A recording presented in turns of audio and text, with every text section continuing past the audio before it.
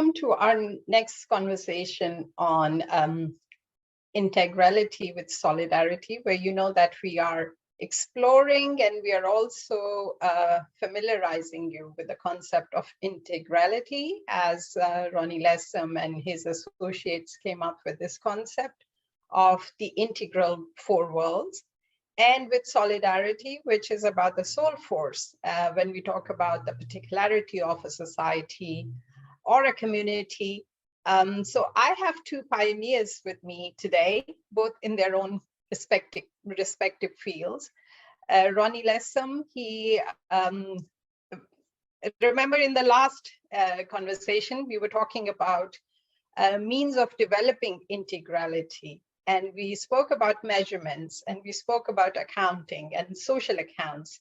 So we are continuing this conversation, and I saw some interest on LinkedIn as well. And now I have our very worthy associate, friend, and colleague from Canada, Mark Anielski, who accounts for the happiness and also well-being of humans and communities, and how we can look after or create those well-being assets, as we say, the human natural. I mean, the journey, Ronnie will and Mark both will take us through this journey. We've come a long way. It has been decades. Ronnie has been working on this, and Mark has been also proposing. So in 1973, Ronnie wrote a paper which was on social accounting. And in that paper, he suggested accounting for the well-being of an enterprise. And Mark has been doing this work for decades as well. So let's begin. And without further ado, welcome both of you, Ronnie and Mark. Thank you for having this joint dialogue and conversation around social accounting, and also what should be accounted for. So we'll start with Mark, because Ronnie has previously said a few things about this. Welcome, Mark. Thank you. Thanks, Anika. Hi, Ronnie. Hi, Mark. So Ronnie's, when I read, was it your 73 paper, Ronnie, I was amazed that, you had already articulated this vision so long ago, yes, when I was only 13 years old. So that's before I joined Coopers and Lybrand as a young auditor or aspiring auditor. And I think we could retread the same issue, but for me, the seminal question is, here two of us have been talking about a new era in accounting that would measure the true nature of assets, and and it could be based on well-being. And the question to me is, why the sort of reluctance to adopt this kind of new enlightened way of accounting? Yes, so this is going to be my question to both of you. That has anything changed? Well, I think things have changed. I mean, our own success, I'll call it success. I think, as an ecological economist, I would say we have had a lot of success in our little small, enclave of economics to shape a different dialogue. And whether it's ecological footprint or all of these, the genuine progress indicators. So there are new ways of measuring that have emerged, but politically they still remain sort of on the fringe of adoption, which is, I think, part of our shared frustration, perhaps. So welcome, Ronnie. What do you have to say about, has anything changed? So I think it's like a two-part question. I think that the major shift undoubtedly is to do with the environment and ecology. Mm-hmm. And that in itself, in one sense, has dramatically changed the scene and invited particularly companies and governments to actually see the world anew. And all the call for new kinds of measures headed up by the SDG movement, I guess, and obviously Mark's work on well-being reflects a fundamental shift. However, what has restricted that shift, I would say, is a psychological phenomenon. Mm-hmm. That in my reading, that psychologically the world of organizations stroke society was kind of growing up between the 40s and the 60s. And I mention that because I was part of it, having studied at Harvard in the 60s and thereafter getting into management education.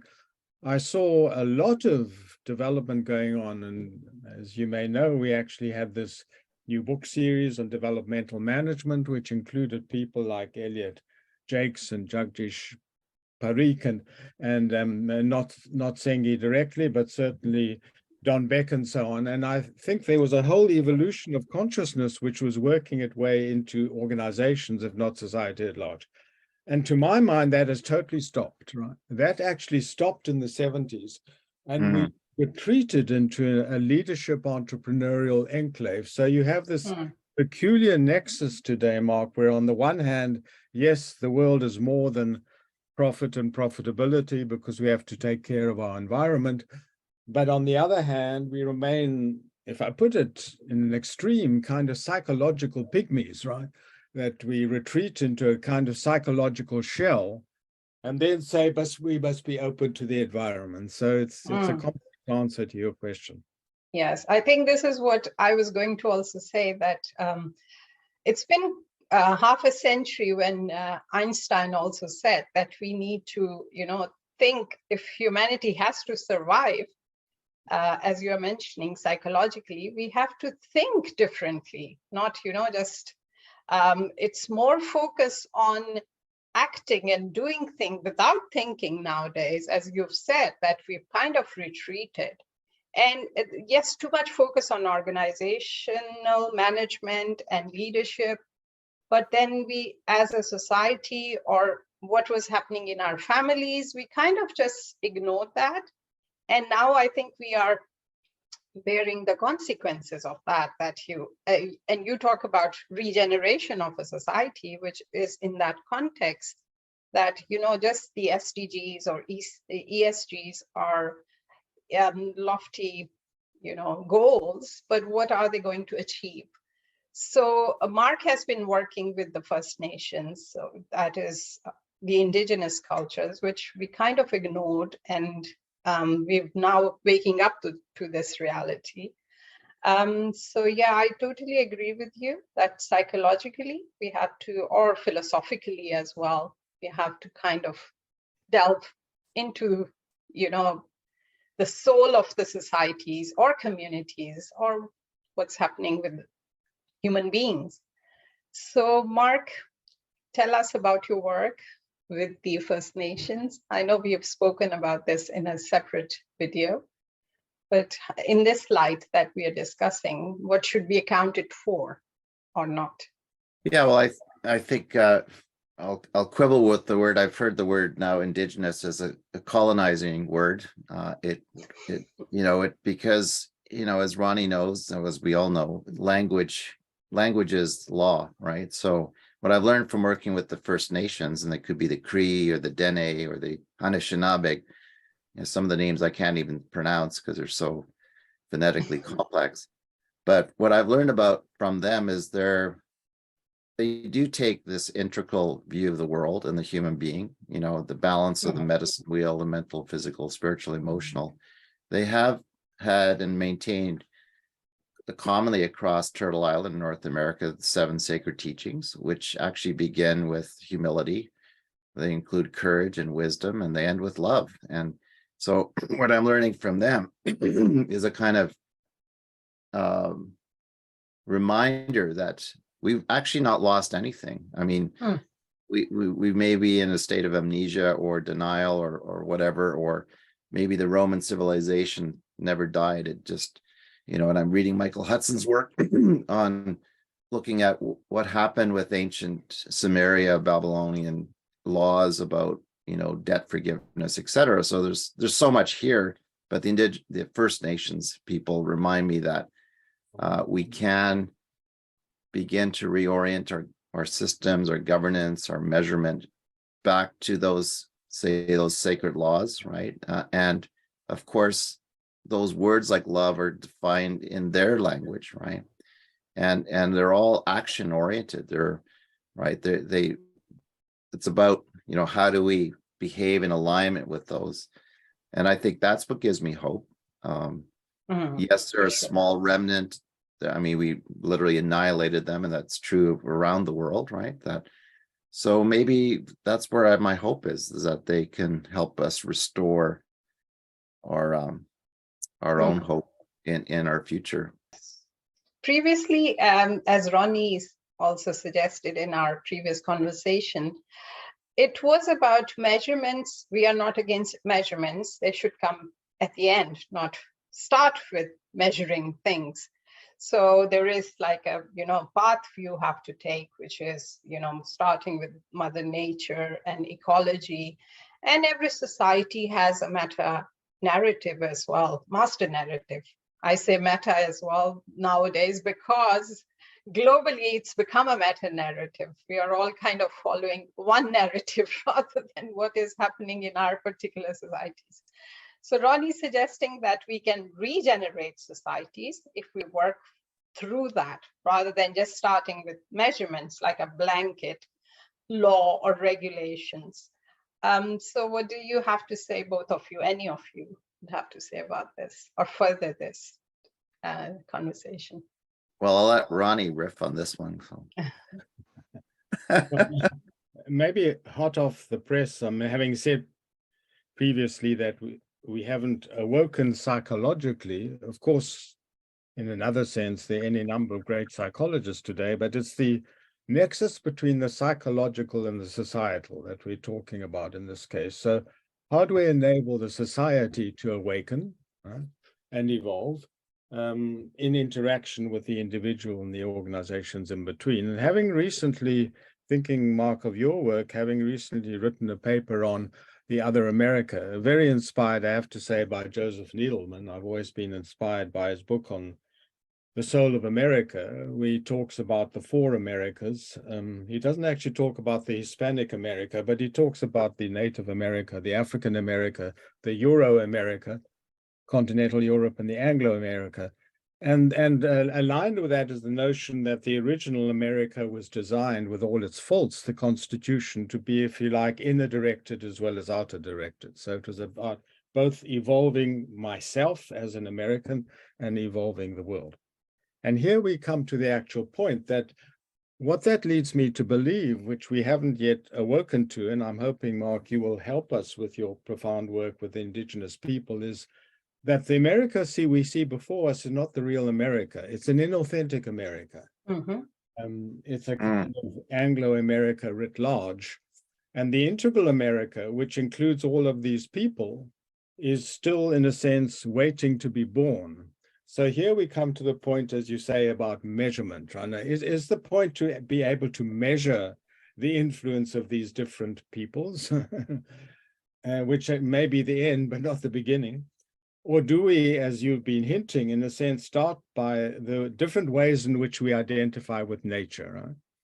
And in a sense, begin to co-evolve from there, the different master moral narratives we actually carry. And as I was writing that particular paper, evolving different models of economy, or oikonomy, to use the ancient Greek terms, which are born out of all of these different peoples. And I have to say, when I got to that point, and I'll hand over to Mark, I found it rather exciting, because I could say, okay, from the indigenous people, we have indigenomics, okay?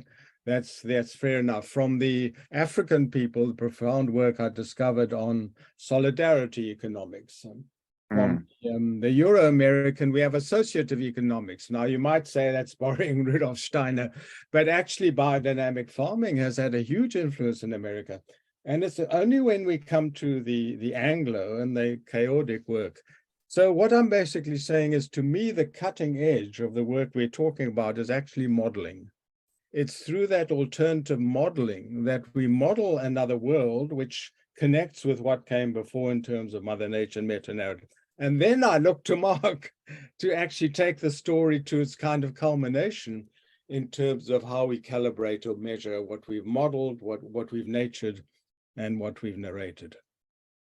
I think, building on Ronnie's point, what I learned from working with First Nations, and I'm a forester by profession too, so that, it adds that sort of understanding that nature already is the perfect design. Luca Pacioli basically, if you think of the Fibonacci and, all the basis of accounting, what I've asked my business students, why do we count and why do we count this way?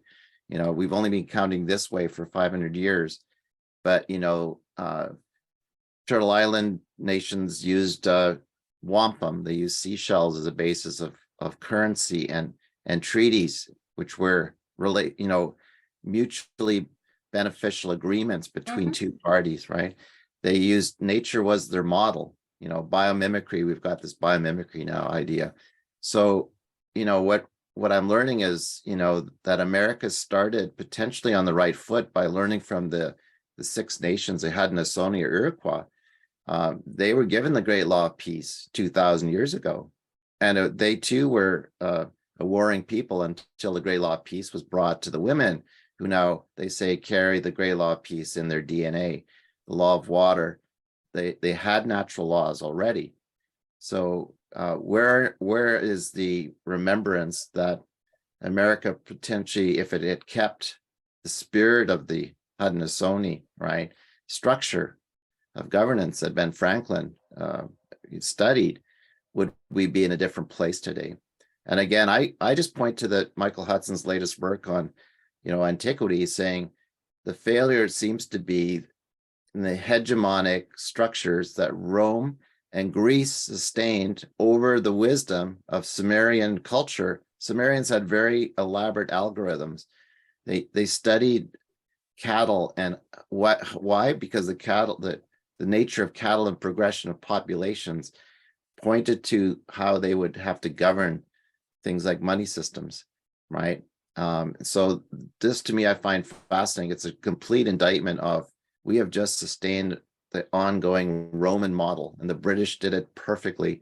So, this is a daunting challenge. Michael Hudson said, how do we go back to Sumerian wisdom traditions or wampum in the traditions here on Turtle Island? There's no easy answer other than saying it has to collapse, just like Rome collapsed. And it is collapsing. I think it is collapsing.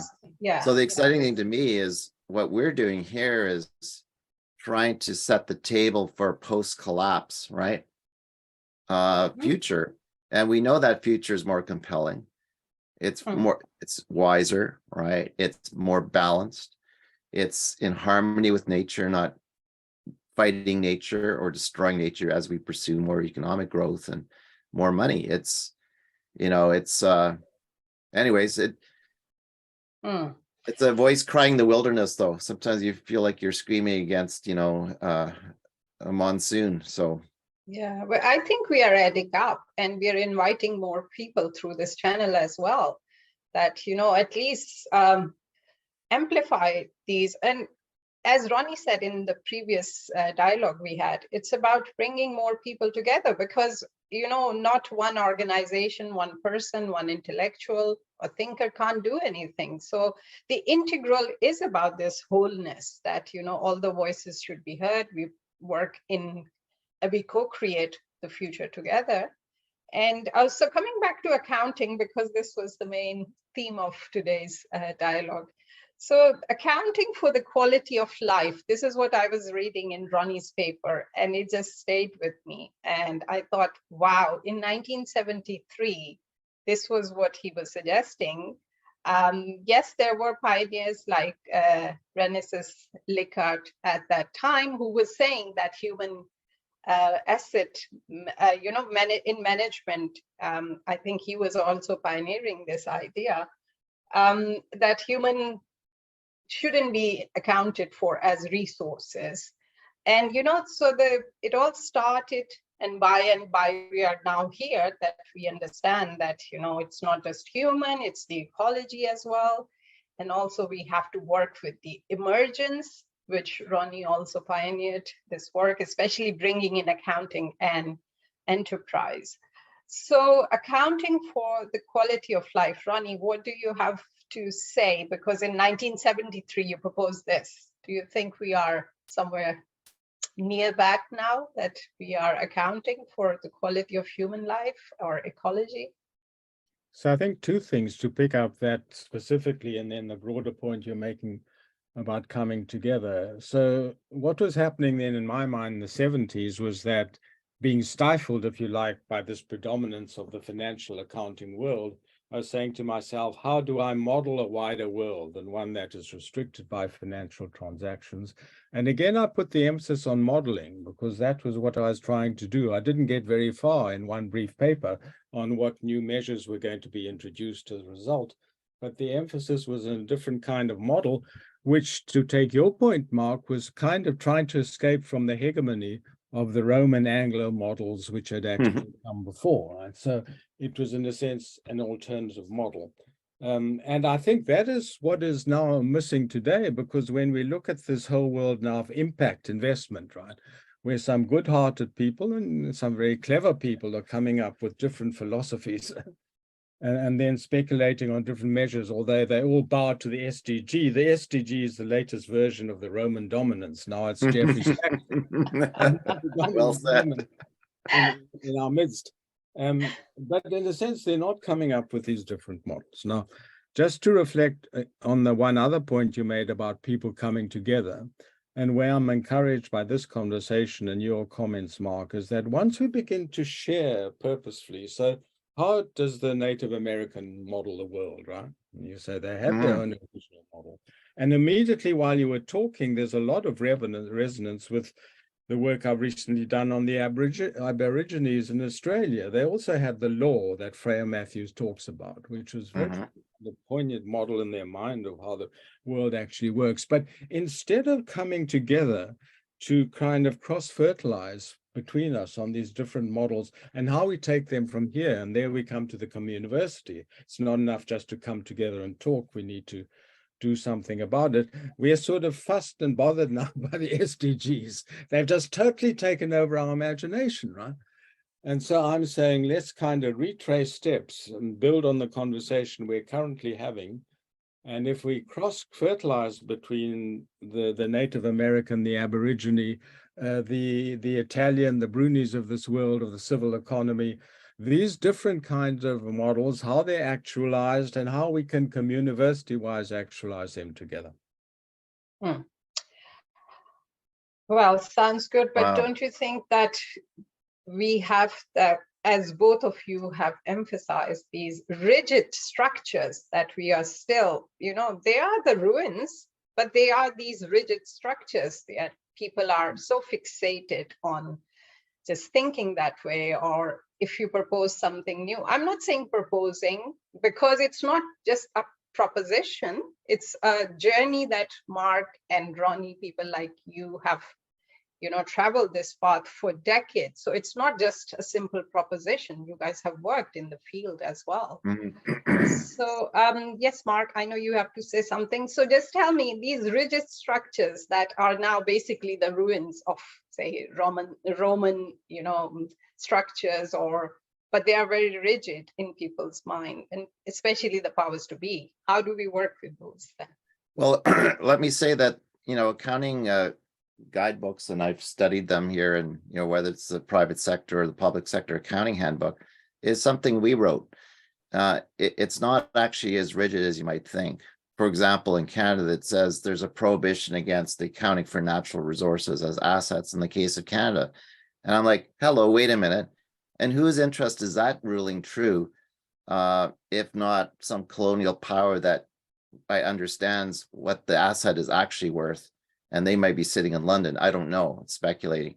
But when I asked the standards people in Toronto, the professional accountants, can we ignore the word prohibition? And they use the word prohibition in that key statement. And she says, yes, you can set precedent by helping the First Nations develop a parallel set of books, in a sense, right? Saying the land has always been valuable to us in the sense of value, in the Latin sense of value. So it's not like these standards are rigid. They are dynamic. They should be regularly assessed. And we have good descriptions of things like assets. It's not like we don't. We know what an asset is. We know how it kind of behaves, how it's encumbered, those are the kind of things. And when we start to, and with all respect to the SDGs, I've always said these are just indicators that come out of a set of asset accounts. So if you say human beings and you say, well, what's a flourishing human being look like? Right? What do the non-flourishing look like? Well, you've got anxiety and disease and chronic illness and all those other things. All of those accounting structures can be used out of which these indicators get pulled. Now, then the question is, which indicators are you focusing on to assess the integrity of an asset, right? But I'm saying there's nothing fixed here. It's and to Bronnie's point, yes, we have to not only develop models, but then populate those models with real data, see if they actually make sense, right? And again, when you look at it all, and you're so great at this, the integral, like if you put it all together, you start to see this complex interrelationship between things, and it's quite marvelous. It shows the complexity that we see already in the world, and that's my kind of position on this subject. So closing words from Ronnie. Yeah, and maybe it's a challenge back to Mark that, and I agree with you that ultimately these models need to be kind of illustrated, popularized, calibrated. I do believe, and you'll remember, Nika, that in the early days of TCA, we came up with associative or neo-associative economics. I've come back to it, not as our overarching architecture, but as America's overarching architecture. I genuinely, as I came up with that, I said, this makes sense to me. I can see ways in which indigenous economics and solidarity economics and chaotic economics can all, in a sense, be coalesced into associative economics. What we need Mark's genius for is, how do you begin to calibrate that? We know enough about the architecture of it originally from Steiner and others. If you go that road, what are we measuring? How? So that's how I'd like to end. Yeah. Well, what are we measuring? Yeah. I could tell you during COVID, I've had the good fortune of trying to measure, well-being, whether it's First Nations or Ireland, and I think the results are fascinating. They point to human resilience, equitable distribution, I would say, of well-being across geographies. I mean, the Irish study was stunning to me, even though none of it made the headlines. You'd think that the fact that the top rated indicator was a sense of belonging to my community in spite of my religion or gender, not joy, not happiness, that indicator should have jumped out across Ireland to say, wow, we actually, we get along, don't we? Yeah. So, these are the things that we're just putting a mirror up to how we feel about being a human being. And these are just common sense questions that people often say, that's remarkable, Mark. We never get asked these questions by statistical agencies. True. Yeah. Brilliant. That's amazing. And you call it a soul print survey. Well, it's a tongue in cheek, right? It's like, I'm really cheeky when I say soul print, but if happiness is well-being of the soul, according to Aristotle, if I got it right, then I'll call it a soul print. So versus an ecological footprint, like I don't know. I like soul print. So, thank you both, and we'll continue these conversations. This is interesting. Thank you. You again, Mark. Thank you. Thanks, Anika. Thanks, Anika.